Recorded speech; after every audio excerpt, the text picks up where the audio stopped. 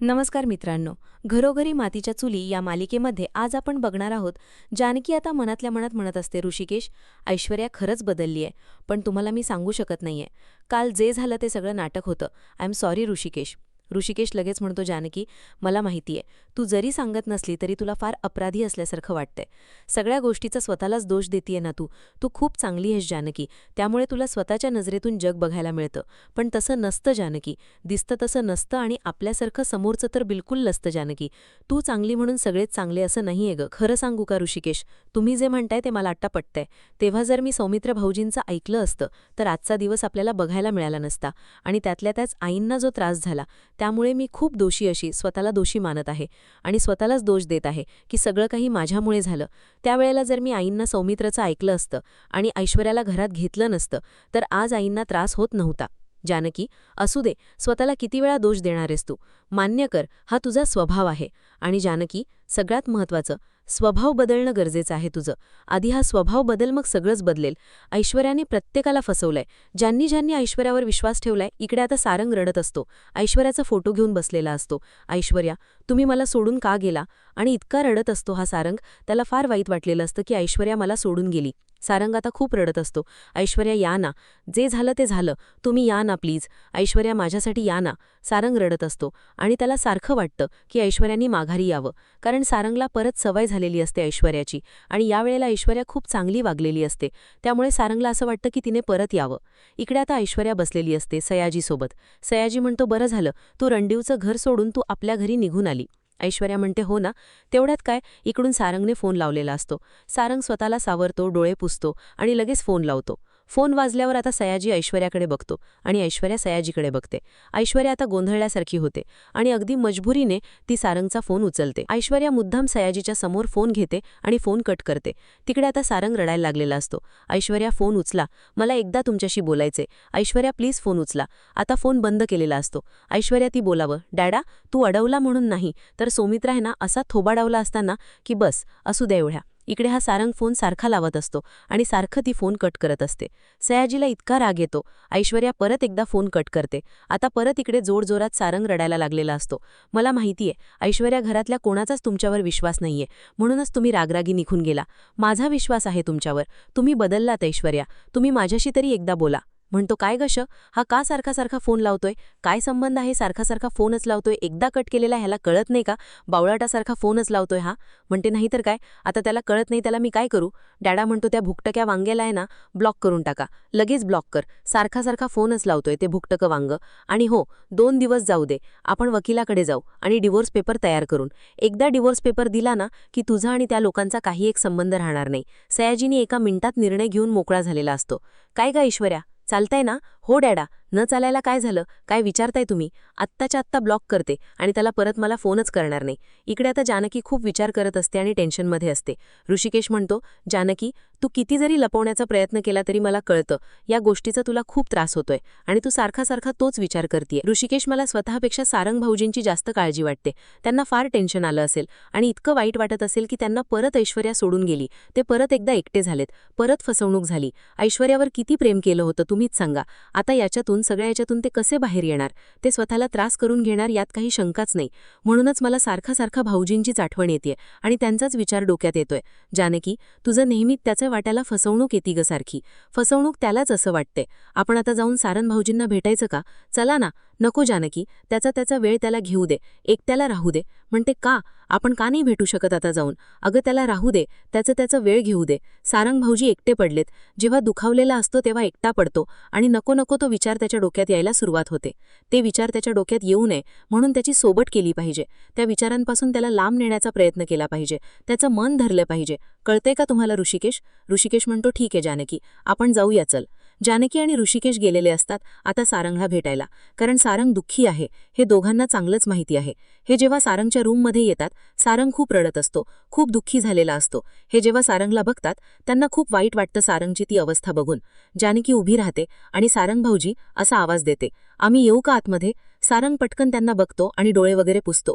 तर डोळे पुसतो आणि तावातावाने म्हणतो, ये ये, आत ये, थांबलीस कशाला? अगं ये, आत तर ये आधी. सांग, तुला कसं वाटतंय ऐश्वर्याला बाहेर घालून? छान वाटतंय का?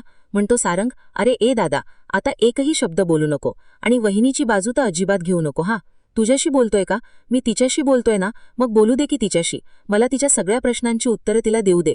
तिच्याशी बोलतोय ना, मग तिनेच उत्तर दिलं पाहिजे. जानकी अगदी शांतपणे म्हणते, सारंग भाऊजी, तुम्ही आधी शांत होता का? शांत हो. शांत हो म्हणजे काय ग? कसं शांत हो? तू सांगतेस का जरा? होतो की शांत? तू म्हणते ना शांत हो, शांतच होतो मी. जीव दिल्यावर माणूस कायमचा शांत होतो, मग काहीच टेन्शन राहत नाही. जानकी म्हणते, सारंग भाऊजी असं काय बोलताय? असं अभद्र बोलायचं नाही. आता सांगते जरा. चिडलेली असते जानकी आता सारंगवर, कारण सारंग काहीही बोलत सुटलेलं असतं. काही सुद्धा सारंगला समजावून सांगण्याचा प्रयत्न करतो, त्याला शांत करण्याचा प्रयत्न करतो. त्याच्या मनात जो गैरसमज आहे तो दूर करण्यासाठी दोघंही प्रयत्न करत असतात. तू भानावर ये. आणि तू काय बोलतोयस तुझं तुला तरी कळतंय रे सारंग? काय बोलतोयस? काय करतोयस? जीव द्यायची भाषा करतोयस का? जानकीनी जे काही केलंय ना, ते घराच्या भल्यासाठी केलंय. तिच्यावर ओरडतोय का तू? तिच्यावर रागराग करतोय का? अरे ऐश्वर्याना कोणाच्या विश्वास ठेवण्याच्या लायकीची ती कधीच बदलणार नाहीये. सारंग, मला कळतंय तुला खूप त्रास होतोय. त्रास होणं साहजिकच आहे, पण एकदा ऐश्वर्याचा नवरा म्हणून नाही, या घराचा मुलगा म्हणून विचार करून बघ बरं. केला ना सगळा विचार केला मी, तर एकच येतं, सगळ्या बाजूने विचार केला. ऐश्वर्या निर्दोष आहे. ऐश्वर्या सुधारल्यात. ऐश्वर्यावर कोणीच विश्वास ठेवला नाही, एवढंच उत्तर येतं फक्त. सौमित्र दादाला घरात नको होती म्हणून तिला घालवलीये, बाकी काहीच नाही. खूप वाईट वाटले आणि त्यांना सुद्धा खूप वाईट वाटलं. ऐश्वर्यांचा असा अपमान करून त्यांना बाहेर काढले. तुझा इतका आदर करतो आणि तू अशी वागशील, खरंच वाटलं नव्हतं. त्यामुळे मला फार वाईट वाटलंय. मी दुखावलो गेलोय. एवढ्या लोकांच्या समोर तू ऐश्वर्याच्या कानाखाली मारली.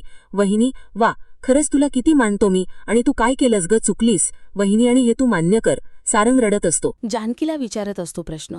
जानकी खाली मान घालून गुपचूप उधी असते. मी सगळ्या बाजूनी एवढ्याच्या गोष्टींचा विचार करते आणि आज एवढी साधी गोष्ट तुझ्या लक्षात आली नाही? मागचा पुढचा कोणताही विचार केला नाही आणि सरळ ऐश्वर्याच्या कानाखाली मारले. तुला काहीच वाटलं नाही का ग वहिनी? आता सारंग रडत असतो आणि जानकीला सगळे प्रश्न विचारत असतो. त्या ऐश्वर्याने स्वतःची जीवाची पर्वा न करता वहिनीला वाचवलं, म्हणजे अवंतिकाला वाचवलं. तिच्यावर तू संशय घेतलास आणि ती कशी अवंतिकाला घरात आणून मारून टाकू शकते? काय वहिनी, तू जरा तरी विचार करायला हवा होता. याच गोष्टीचं सारंगला जास्त ती वाईट वाटत असतं आणि म्हणून सारंग चिडलेला असतो आणि जानकीला ब्लेम करत असतो. म्हणते, कसं आहे ना सारंग भाऊजी, मला जे कळायचं होतं ते तर कळलंच आहे. तुमची काळजी आहे म्हणून तुम्हाला इथे भेटायला आलीये मी. मला कळतं की तुम्हाला एकटं वाटतंय. ऐश्वर्या गेलीये, तुम्ही एकटे पडलाय, परत तुम्हाला दुःख झालंय. सगळं कळतंय बघा. अजिबात टेन्शन घेऊ नका, आम्ही आहोत की तुमच्यासोबत. थांबतो आम्ही. अजिबात थांबायची गरज नाहीये. तुम्ही जावा. सुकेश बोलायला लागतो. प्लीज. मी म्हटलं इथे थांबू नका, मला राहू द्या एकट्याला. हात जोडतो आणि म्हणतो, इथून जा. माझी अजिबात काळजी करू नका, निघा इथून. माझं काय करायचं राहायचं ना, माझं मी बघीन. सारंग भाऊजी, ऐका ना तुम्ही. बहिणी, तुला म्हटलं ना इथून निघून जा. मला काहीच गरज नाहीये कोणाचीच. चा अपमान केलेला असतो. जानकी अका रडत रडत तिथून निघून जाते आणि ऋषिकेशी दोघेही गेलेले असतात. आता सारंग परत एकटा पडतो आणि परत आता रडायला लागलेला असतो. तो खरंच एकटा झालेला असतो, कारण ऐश्वर्याची त्याला फार सवय झालेली असते. कमी दिवसात आता नाना सुमित्राचं बीपी चेक करत असतात. नाना म्हणतात, हो ठीक आहे. सुमित्रा म्हणते, काय हो, वाढलंय का? नाही ग, ठीक आहे सुमित्रा, ती नॉर्मल झालंय बीपी तुझं. टेन्शन घेऊ नको सुमित्रा. तुला दाखवायचं म्हणून मी चेक केलं आणि बरी झाली म्हणून ठणठणीत झाली नाहीये अजिबात. काही धावपळ करायची गरज नाहीये, फक्त आराम करायचाय. सुमित्रा, कसं व्यवस्थित राहू मी आणि कशी शांत राहू? सतत कोणते ना कोणते विचार येत असतात आणि डोक्यामध्ये अशी घुंगावत असतात. कशी शांत पडणार तेच कळत नाहीये. जाऊ दे, तुम्ही अचानक कसे आलात ते सांगा बरं. अगं त्याचं काय झालं, मुंबईला पोहोचलो तेवढ्यात काय शर्वरीचा फोन आला. आमची कॉन्फरन्स आहे ती कॅन्सल झालीये, त्यामुळे तुम्ही इथपर्यंत येण्याची गरज नाहीये. आता मी घरीच आहे. कॉन्फरन्स रद्द झाली म्हणून सरळ येऊ नका असं सांगितलं. शर्वरीला जरा पण लाज वाटली नाही का हो? इतक्या दिवसांनी तिच्याकडे जात होता, मग 8 दिवस राहायलाही असं म्हणता नाही आहे का तिला? वडील आहे म्हणून ती सांगू शकली. दुसरं कोणी असतं तर कसं म्हटली असती येऊ नका? तिलाही माहितीये की काहीतरी ॲडजस्टमेंट करूनच नाना इथपर्यंत आलेत ना, आणि 8 दिवस कशाला त्यांच्या वायाला घालवायचे. म्हणून बिचारीने मला मुंबईपर्यंत सांगितलं. बरं झालं तिथे गेल्यावर कळालं. नाहीची चर्चा चाललेली असते शर्वरीची. तेवढ्यात जानकीच्या डोक्यात सारखा एकच, सुमित्राच्या डोक्यामध्ये एकच प्रश्न घोंगावत असतो. काय हो, ऐश्वर्याने खिरीमध्ये खरंच विष मिसळलं असेल का? आता सुमित्राला जशी खात्री नसते तशी नानांनाही नसते. ती बदलल्यासारखी वाटत होती हो. विश्वास ठेवावासा वाटत होता. मित्रा म्हणते, खरं सांगू का, माणसं ओळखण्यामध्ये परत चुकलोय का आपण? परत काहीतरी गफलत झालीये का आपली? पण चुकणं ठीक आहे, जानकी सुद्धा चुकलीये आपली. याच गोष्टीचा विचार करतेय मी. सुमित्रा म्हणते का? एखाद्या वेळेला चूक कळलंय ना आणि सगळं काही जे टेन्शन आहे ते दूर झालंय ना, मग कशाला काळजी करतीयेस? जाऊ दे की, जे व्हायचं होतं ते झालंच नाही ना? चांगली गोष्ट घडलीये ना? सगळ्यात महत्त्वाचं सुमित्रा, तू आराम करायचा आणि डोक्याला अजिबात ताण देऊ नकोस. या गोष्टींकडे तू अजिबात लक्ष देऊ नकोस. चल, तू झोपून घे आणि आराम करणं गरजेचं आहे. अजिबात डोक्याला ताण देऊ नको. नाना म्हणतात मी आलो आणि नाना जरा माहेर गेलेली असतात. सुमित्रा बेडवरच असते. पण सुमित्राच्या डोक्यात प्रश्नांनी इतकं घोंगाट केलेलं असतं की ते प्रश्न संपतच नसतात. सारखं ती विचार करतच असते. दुसऱ्या दिवशी सकाळी सकाळी गुड मॉर्निंग अशी फ्रेश झालेली असते आणि आता ऐश्वर्या सयाजीला घट्ट अशी मिठी मारते. पोरी, मी लय खुश आहे आज. तू त्या दळवद्री रंधींना सोडून इकडे आली ना, मी लय म्हणजे लय खुश आहे बघ पोरी. ऐश्वर्यासुद्धा त्याच्यासमोर फार खुश आहे असंच दाखवत असते आणि त्याच्या आनंदात आनंद मानत असते. आपण त्या रणजिव्यांची अशी वाट लावायची ना की बघतच रहा. वा डॅड, कम्माल आयडिया, कम्माल. प्रश्न असा पडलाय की ती जेलमध्ये आहे. मग जेलमधनं सोडवायचं कसं? अवघडच आहे ना. मग सोडवायचं कसं? जेलमध्ये बंदोबस्त असतो. जरा अवघडच आहे असं वाटत नाही का? डॅडनी अगदी सहज म्हणता की मायाला जेलमधनं सोडवायचं. प्रश्न पडलाय, उत्तर द्या. म्हणते, आपण जेलमधनं तिला पळवायचं का? सयाजीवन, तो भारी आयडिया, एक नंबर. तेच करावं लागणार आहे. एकदा का माया जेलच्या बाहेर पळाली की मग आपल्याला बक्कड पैसा मिळणार आणि रणधिव्यांची आपण वाट लावणार. काय वाट लावायची ना रणधिव्यांची की बघतच रहा. वाट तर लागणारच आहे डॅडा, त्यात काय शंका आहे का? ऐश्वर्या म्हणते. पण तिला पळवायचं कसं ओ डॅडा? ऐश्वर्या, त्या दिवशी बिंडोक म्हणलं तशीच वागू नको बिंडोकासारखी. काय प्रश्न विचारतीयस ग? डॅ, तू रणधिव्यांच्या घरात नाहीये बिंडोकासारखी वागायला. तू सयाजीच्या घरात आलीयस, त्यामुळे जरा हुशार असल्यासारखं वाग. तुम्ही फ्रेश होऊन घ्या की मग आपण उरलेली चर्चा करू. आलोच मी. डॅड, प्लॅन तर ऑलरेडी झालाय हो, आता फक्त वर्क करायचं बाकी आहे. तुम्ही रेडी राहा. सयाजी निघून गेल्यावर ही बोलत असते आणि ऐश्वर्याला फार आनंद झालेला असतो की सयाजीचा असा प्लॅन आहे आता तिला कळाला. आता जानकी स्वयंपाक करत असते आणि ऐश्वर्या पटकन तिला फोन लावत असते की, ऐश्वर्या, सयाजी आता काही बोलले का? आपला प्लॅन पटलाय ना? त्यांना काही कळलं नाही ना? शंका वगैरे तर नाही आली ना? ऐश्वर्या म्हणते की डॅडाला इतका विश्वास बसलाय ना, आपण जे नाटक केलंय ना त्याच्यावर विश्वास बसलाय. तू जी कानाखाली ठेवून दिली ना, त्याने तर एकदम परफेक्ट म्हणजे परफेक्ट विश्वास बसलाय डॅडाचा की खरंच मी ते घर सोडून आलीये. पण इकडे सारंग भाऊजीला खरं वाटलं. फार दुःखात येत ते. इतकं टेन्शन घेतले त्यांनी. सारंग भाऊजी तुझ्या काळजीत खूप रडत होते, खूप पॅनिक झालेत ते. त्यांचे हाल बघवत नाहीयेत मला. फार वाईट वाटतंय. अगदी एकटे पडल्यासारखे झालेत ते. सारखे रडतायत आणि तुझाच विचार करत असतात ते. काय ग ऐश्वर्या, मी काय करू? म्हणते, मला सुद्धा खूप वाईट वाटतंय ग जानकी. त्यांनी खूप फोन लावले, मी एकही फोन उचलला नाही. आता मी सारंगशिवाय नाही राहू शकत. इतकी सवय झालीये मला सारंगची. फोन कट केल्यामुळे सारखं वाईट वाटतंय ग. डॅडचा मायाला जेलमधनं पळवण्याचा प्लॅन आहे. तिला जेलमधनं पळवायचं आणि उरलेलं काम करायचं, असा प्लॅन चाललाय डॅडाचा. त्यांचा नाही, माझा प्लॅन आहे मायाला जेलमधनं पळवायचा. हेच हवं होतं की मायाने जेलमधनं पळावं. ऐश्वर्या, मायाने बाहेर पडावं हेच माझ्या डोक्यात आहे आणि त्यासाठी मी आजच तिला जेलमध्ये भेटायला जाणार आहे. इतकं भडकवणार की स्वतः पळून जाण्याचा प्लॅन करणारी तू. बघ ऐश्वर्या, आज मी मायाला कशी भडकवते ती. जेलमधनं पळाली की मग आपला प्लॅन तिथून पुढे सुरू होतो. पुढे काय करायचं, कसं करायचं, सगळं जानकीने ऐश्वर्याला सांगितलेलं असतं. कळलंय का ऐश्वर्या? म्हणते, ओके, सगळं आलंय लक्षात. ऐश्वर्याने फोन ठेवलेला असतो. परफेक्ट असं प्लॅनिंग झालेलं असतं त्यांचं. जानकीनं सुद्धा फोन ठेवलेला असतो आणि ती स्वयंपाकाला परत सुरुवात करणार असते. तिथेच अवंतिका आलेली असते. कोणाचा फोन होता वहिनी? कोणाशी बोलत होता फोनवर? अवंतिका. तिच्याशी बोलत होते मी. की आपल्याला हव्यात ना त्याच दिशेने होतंय. बघ आता कसं आणि काय आपला प्लॅन सक्सेस होतोय. काका मायाला पळवण्यासाठी प्रयत्न करताय. मग पोलिसांना सांगून ठेवायचं का वहिनी? पोलिसांना मुद्दाम गाफील ठेवायचं. आता काही सांगायचंच नाही. अवंतिका, मायाला पळू दे ग, मग बघू पुढचं पुढे. तिला पळायला भाग मी पाडणार आहे. बघ तू आता इथे थांब, मी पटकन पोलीस स्टेशनला जाऊन येते. वहिनी, अगं मी आलेच. अंतिका म्हणते, मी येते की असं काय करतेस? तू कुठेही यायचं नाही आणि तू घराच्या बाहेरच निघायचं नाही. अवंतिका, ऐका ना, ठीक आहे ना, तुम्ही एकटीने नका जाऊ ना, असं बरं वाटत नसतं तर मी आलेच नसते. पण खरंच वरी आहे मी. डोंट वरी वहिनी. तशी मी बोलते की नाही, ते उगच काहीतरी बोलतील आणि शंका घेतील, त्यापेक्षा नको. मी बोलते ना वहिनी, त्याच्याशी तुम्हाला एकटीला मी जाऊ देणार नाही म्हणजे नाही. मी येतेय म्हणजे येतेय. तू नाहीच ऐकणार ना? अवंतिका, तू फार हट्टीपणा करतेस. ऐकणार आहे मी तुमचं. मी येणार आहे तुमच्यासोबत. तुझी काळजी तुला घ्यायला लागणार. लागणार आहे. तुम्ही आहात ना वहिनी, मला काहीच होणार नाहीये. डोंट वरी. चला आता पटकन जाऊन येऊया. दोघेही घाईघाईने निघालेले पोलीस स्टेशनला आणि पोलीस स्टेशनला येऊन मायाला भडकवायचं असतं आणि पळण्यासाठी प्रवृत्त करायचं असतं. यासाठी जानकी आणि अवंतिकाने आता प्लॅनिंग केलेलं असतं आणि तो प्लॅन सक्सेस परफेक्ट व्हावा यासाठी ते आता पोलीस स्टेशनला येत असतात. येते आणि इन्स्पेक्टर साहेबांना म्हणते, नमस्कार, मला मायाला भेटायचंय साहेब. बेटा तुम्ही पण जास्त वेळ बोलू नका. जानकी काहीतरी सांगते इन्स्पेक्टरला. माझं एक काम आहे तुमच्याकडे आणि प्लीज मला तुम्ही मदत करा. तर आता जानकीने सगळं सविस्तर त्या इन्स्पेक्टरला सांगितलेलं असतं. थँक्यू साहेब. आता प्लॅनिंगनुसार परफेक्ट मायाकडे गेलेली असते. मायाला भडकवायचं असतं आणि मग तिला तिथून पळून लावायचं असतं.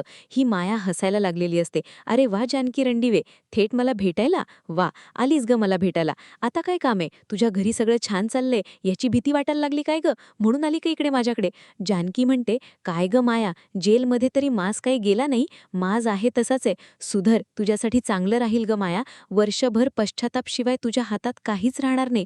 सुधर माया आणि पश्चाताप करायची वेळ येऊ देऊ नकोस. माया म्हणते, सुंब जाळला पण पीळ गेला नाही. काय त्रास सहन करून सुद्धा मला सुधरायला लावतीस का? ऐकवायला आलीये इथे जानकी? हो, तुलाच ऐकवतीये. विजय ना सत्याचाच होतो माया. आमची बाजू सत्याची आहे आणि मला खात्री की विजय आमचा आणि आमचाच होणार. माया तुझ्यासारख्या कपटी लोकांचा नाही. हो, असेल की तुझ्याकडे बक्कळ पैसा, त्या जोरावर तू इथून पळून जाऊ शकते या गैरसमजात राहू नको. तू पळून जाऊ शकत नाहीयेस. त्या पैशांच्या जोरावरचा विचार डोक्यात आला असेल तर लगेच काढून टाका माया, कारण सगळं पैशांच्या जोरावर होत नसतं. काहीच उपयोग होणार नाहीये, हे सुद्धा लक्षात घे. जानकी, फुकटचे सल्ले देऊ नको. मला काय करायचं आणि काय नाही माझं मी ठरवीन. तू मला शहाणपणा शिकवायला जाऊ नकोस. मी जर ठरवलं ना जानकी, तर मी काहीही करू शकते. जानकी म्हणते, हो, इतकं सोपं आहे? साहेब येतात आणि म्हणतात भेटायची वेळ संपली. जानकी म्हणते, हो साहेब, मॅडम आत्ताच म्हणत होत्या ठरवलं की त्या काहीही करू शकतात. ह्यांच्यावर नजर ठेवा, नाहीतर जेलमधून पळून बिळून जातील. या कारण ह्या म्हणतात की मी जे ठरवते ते करते. काळजी करू नका मॅडम, पक्का बंदोबस्त आहे ह्यांच्यासाठी आणि लक्ष तर कायमच आहे ह्यांच्यावर. इथून ते पळून जाऊ शकत नाहीये. जायचं सोडा हो, पळून जायचा विचार सुद्धा करू शकत नाहीये. या इतकं काय ह्यांना जखडून टाकले ना आम्ही, या इथून जाणं शक्यच नाहीये मॅडम. त्यामुळे तुम्ही अगदी बिनधास्त राहा. आमची नजर ह्यांच्यावर आहे. या कुठेही जात नसतात. जानकी म्हणते, हो डॉक्टर साहेब, असं म्हणतात आणि तिथून निघून गेलेले असतात. आता खरंच मायाला अगदी चौताळ्यासारखी झालेली असते की जानकी सुद्धा मला चॅलेंज देतीये की पळून जाऊ शकत नाहीये आणि इन्स्पेक्टर सुद्धा म्हणतो की जाणं शक्यच नाहीये. जानकीने जे करायचं होतं जानकीने तर केलेलं असतं. की म्हणते की आता माया नक्कीच पळायचा प्रयत्न करणार, यात काही शंकाच नाहीये. ती पळून जाण्याचा प्रयत्न करणारच, मग माझा प्लॅन सक्सेसफुल करणार. ही माया स्वतः आणखी हसायला लागलेली असते. जानकी तर निघून गेलेली असते, पण मायाच्या डोक्यात आता विचारांचं चक्र फास्ट चालू झालेलं असतं. म्हणते की कितीही पहारे लावा, कितीही बंदोबस्त करा, मायाने ठरवलं की माया पळून जात असते. ती कुणालाही घाबरत नसते. आता मी इथून निसटणार म्हणजे निसटणारच. जग फक्त आणि फक्त पैशावर चालतं. पैसा फेकला की सगळे झुकतात आणि ही माया तेच करणार आहे आणि पैशावरती सगळ्याला झुकवणार आहे. कारण माझ्याकडे इतका पैसा आहे की अख्खं जग मी सहज विकत घेऊ शकते. काहीही करणार यात काही शंकाच नाहीये. आणि आता मी ठरवलंय की मी इथून पळून जाणार आहे, जानकीच्या नाकावर टिचून. आता ठरवलेलं असतं स्वतःशीच की काहीही करून मला ह्या जेलच्या बाहेर जायचंय म्हणजे जायचंय. आणि ज्यासाठी माया जानकी आलेली असते मायाला भेटायला, अगदी परफेक्ट ते साध्य झालेलं असतं. जानकी घरूनच ठरवून आलेली असते की काहीही करायचं आणि ह्या मायाला पळून जाण्यासाठी प्रवृत्त करायचं. आणि ही भिंडोक माया सुद्धा, जानकीने फक्त तिला एक शब्द टाकलेला असतो की तू पळून जाणं इम्पॉसिबल आहे आणि तू पळून जाऊ शकत नाहीयेस. लगेच तिने ठरवलेलं असतं की मी पैसा फेकणार आणि इथून पळून जाणार म्हणजे जाणारच. आता लगेच एका क्षणात तिने प्लॅनिंग करायला सुरुवात केलेली असते. आता मात्र कोणाकोणाला मॅनेज करायचं आणि कोणाकोणाला पैसा द्यायचा आणि इथून जेलमधून सही सलामत पळून जायचं. आणि कसं आहे ना, मायाकडे पैसा असतो त्यामुळे त्याच्या जोरावरती काहीही करू शकते, ही घमेंडी तिला असते. या घमेंडीमध्ये ती पूर्ण आंधळी झालेली आहे. तिला काहीही कळत नाहीये. जानकीने जाळं टाकलेलं असतं आणि जाळं टाकलं की ही लगेच अडकायला तयारच झालेली असते. जानकी अगदी व्यवस्थित इथून निघून गेलेली असते. माया मात्र सगळा विचार करत तिथेच थांबते. मित्रांनो, माया विचार करत तिथेच थांबलेली असते. पण माया जो विचार करते तो अगदी सक्सेस परफेक्ट असं होणार आहे का? आणि जानकीने जो विचार केलाय ते अगदी तसं आणि तसं हुबेहूब घडणार आहे का? जानकी खरंच या मायाच्या जाळ्यामध्ये अडकणार? माया जानकीच्या जाळ्यामध्ये अडकणार आणि सयाजीला बरोबर तिच्याबरोबर आणणार का? हे सगळंच आपल्याला बघायचं असेल तर बघायला लागणार आहे पुढचा भाग. कारण मित्रांनो, हा भाग इथेच संपतोय. पुढच्या भागात काय होणार आहे आणि आपण अगदी थोडक्यात बघूया. आता लगेच जसं ठरवलेलं असतं मायाने, तसंच ती करायला सुरुवात करते. तिने कुठे विचार केलेला असतो आणि तो विचार लगेच तिने अंमलात आणलेला असतो. जेलमध्ये तिच्याबरोबर जी बाई असते तिच्यावर लक्ष ठेवायला लेडीज पोलीस, तिच्या डोक्यात तिने काठी घातली घातलेली असते, इतकी जोरात काठी घातलेली असते की ती बाई धाडकन जमिनीवर कोसळलेली असते आणि ही निर्लज्ज माया तिच्याकडे फक्त बघत थांबलेली असते. एका मिनिटात तिला जमिनीवर हिने लोळवलेली असते. तिला लोळवते आणि तिच्याकडून चावी घेऊन जेलमधून एका मिनिटात ती फरार झालेली असते. मायेने आता मागचा पुढचा कशाचाही विचार न करता क्षणात ती जेलच्या बाहेर पडलेली असते आणि खरं तर माया जेलच्या बाहेर पडते, इतकी स्पीडमध्ये पळालेली असते, समोर येऊन एका गाडीला ती अशी धडकते आणि जेव्हा समोर बघते तर काय ती गाडी असते सयाजीची. एका मिनिटाचा एका क्षणाचाही विचार न करता माया त्या गाडीत बसते आणि आता त्यांचा प्रवास सुरू झालेला असतो. थोडक्यात मायाने जो प्लॅन केला अगदी परफेक्ट चाललाय असं मायाला वाटत असतं आणि सयाजीने बरोबर तिला वेळेत पकडलेलं असतं आणि ते आता तिथून फरार झालेले असतात. जेव्हा माया सहज माघारी बघते तर तिला दिसते ऐश्वर्या. ऐश्वर्या, तू इथे? सयाजी म्हणतो, हो, आता ऐश्वर्या आपल्या बरोबर आहे आणि आपल्या बरोबरच राहणार आहे. सयाजीराव, एक दार तर उघडले, आणखीन एक दार उघडायची देरी आहे. मायेने इतका पैसा ठेवलेला असतो आणि तो पैसा दाखवत असते ती ऐश्वर्याजीला. ऐश्वर्याला तो पैसा दाखवत असते आणि पुढचं प्लॅनिंग चाललेलं असतं. तेवढ्यात काही ती सहज माघारी बघते तर जानकी आणि अवंतिका सुद्धा तिथे उभ्या असतात. माया म्हणते, तुम्ही सगळ्या इथे कशा? आता ऐश्वर्याजी मायाच्या जवळ उभी असते. ती ऐश्वर्या पटकन जाते, जानकी अवंतिकाच्या मध्ये जाऊन उभी राहते. ऐश्वर्या म्हणते, अगं माया, अशा त्या दोघी इथे अशा आल्या. आता मात्र मायाला जबरदस्त असा धक्का बसलेला असतो. सयाजीराव आणि माया यांना रंगेहात पकडलेलं असतं. जसा ऐश्वर्याने, जानकीने, अवंतिकाने प्लॅनिंग केलेलं असतं की मायाला आणि सयाजीला एकाच वेळेला पकडायचं